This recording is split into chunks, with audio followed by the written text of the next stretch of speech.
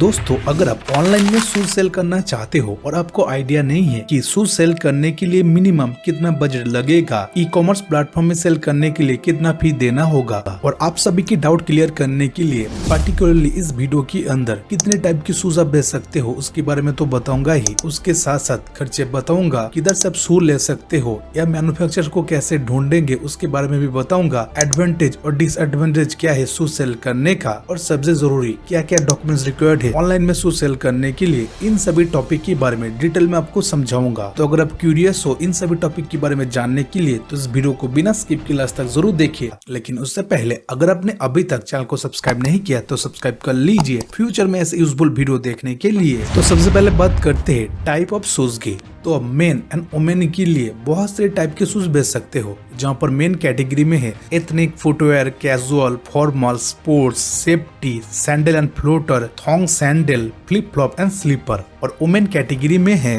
Ballot, flat, boot, casual, ethnic, fashion, sandal, palms, flip flop, slipper, athletic and outdoor sandal, formal shoes, sport and outdoor shoes और fashion slippers. तो इतने सारे type की shoes में से किसी भी एक टाइप में शूज सेल कर सकते हो। मेरे हिसाब से 2-3 कैटेगरी में ही सेल करना उसमें आपका ही फायदा होगा। इसके बाद नेक्स्ट टॉपिक की ओर बढ़ते हैं जो है expenses on market place and website. तो वेबसाइट की बात ही पहले कर लेते हैं। तो वेबसाइट में सेल करने के लिए डोमेन के लिए आपको खर्चना होगा 700 से लेकर 1000 के बीच में। होस्टिंग के लिए पर ईयर मतलब हर साल 5000 रुपए तो आपको खर्चना ही होगा। पेमेंट गेटवे के बारे में बात करें तो अगर कोई कस्टमर प्रीपेड ऑर्डर देता है और वो फोन पे, गूगल पे, नेट बैंकिंग किसी भी मेथड से पे करता है, उस टाइम पेमेंट गेटवे के लिए भी 1 से 2% आपको देना होगा। मेटा एड्स, अगर आपकी न्यू वेबसाइट है सबको पता चले इसलिए तो एड चलाना पड़ेगा और इसमें भी आपको हर दिन 300 रुपए खर्चना पड़ेगा। लेकिन एक खर्चा सिर्फ कुछ महीने के लिए ही है। अगर आपकी वेबसाइट सबके सामने आ जाएगा उसके बाद एक खर्चा आपका नहीं होगा। लॉजिस्टिक पार्टनर के बारे में बात करें तो आपकी प्रोडक्ट डिलीवर होगा, इसके लिए भी आपको पर प्रोडक्ट 50 रुपए मान के चलना पड़ेगा,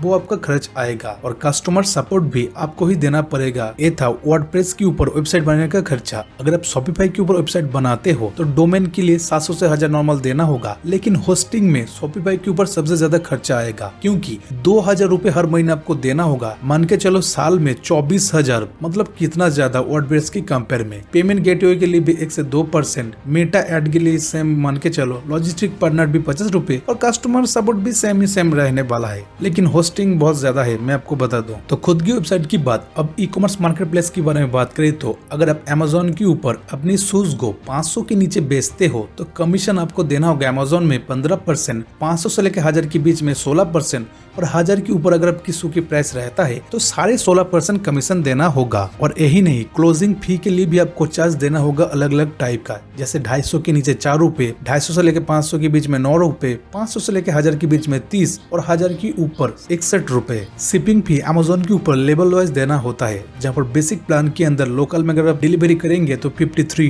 रीजनल 60 और नेशनल में 81। लेकिन स्टैंडर्ड एडवांस प्रीमियम में थोड़ा कम है। बट अगर आपकी प्रोडक्ट की वेट 500 ग्राम से ज्यादा है, 1 kg के नीचे, तो उसमें आपको एक्स्ट्रा पर डिलीवरी के अंदर 13 रुपए देना होगा, लोकल में, रीजनल के अंदर 17 और नेशनल वाइज 25 रुपए एक्स्ट्रा देना होगा। तो अगर आप किसी भी शूज को मैन्युफैक्चर और सप्लायर से 300 या 400 में खरीदते हो और उस शूज को अमेज़न के ऊपर 849 मतलब 850 रुपए में सेल करते हो तो कितना कमीशन में जाता है वो आप देख लेते हैं। तो फर्स्ट कमीशन के लिए 135.84 रुपीज, क्लोजिंग फी के लिए 30 रुपीज, शिपिंग नेशनल मतलब ऑल ओवर इंडिया के लिए 106 रुपए देना होगा डिलीवरी और जीएसटी 80% के हिसाब से 43, मतलब कुल मिला के आपकी प्रोडक्ट की प्राइस आएगा 533 रुपए। तो 300 की प्रोडक्ट 850 में बेचने के बाद आपके पास 233 रुपए का प्रॉफिट रहेगा। और अगर आप 400 में खरीदते हो सिर्फ 133 रुपए प्रॉफिट रहेगा, इतना हाई प्राइस में बेचने की बात भी। ये तो गई अमेज़न की बात। फ्लिपकार्ट के बारे में बात करें तो फ्लिपकार्ट की कमीशन थोड़ा अलग है। 300 के नीचे 8.5% रेफरल फी,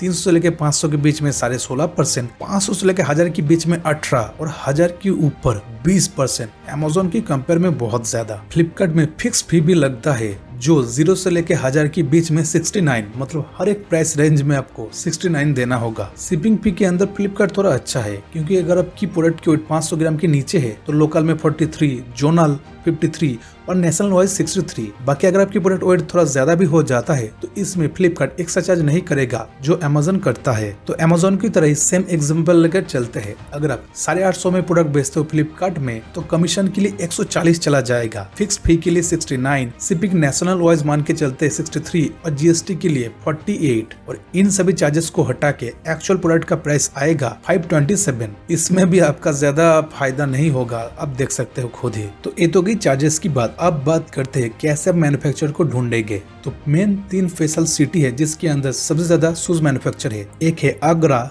दूसरा है नोएडा और तीसरा है चेन्नई। इन सभी सिटी के अंदर बहुत सारा मैन्युफैक्चर है। अगर आप ऑर्डर देंगे तो आपका शूज वो मैन्युफैक्चर कर देगा आपके हिसाब से। इसके बाद डॉक्यूमेंट के बारे में बात करें तो आपको चाहिए एक जीएसटी नंबर, बैंक अकाउंट और पैन कार्ड। इन 3 डॉक्यूमेंट से ही आप अपने बिजनेस को स्टार्ट कर सकते हो। तो दोस्तों इस वीडियो के अंदर मैं आप सभी को समझाने की कोशिश किया कि आप कितनी आसान तरीके से शूज की बिजनेस स्टार्ट कर सकते हो और इसमें कितना टाइप का कैटेगरी है। अगर आपको किसी भी टॉपिक के बारे में डाउट है तो आप मुझे कमेंट बॉक्स में पूछ सकते हो। बाकी अगर आपको वीडियो थोड़ा सा भी अच्छा लगा तो वीडियो को लाइक कीजिए और ऐसे वीडियो फ्यूचर में देखने के लिए चैनल को सब्सक्राइब करके रखिए। Thanks for watching.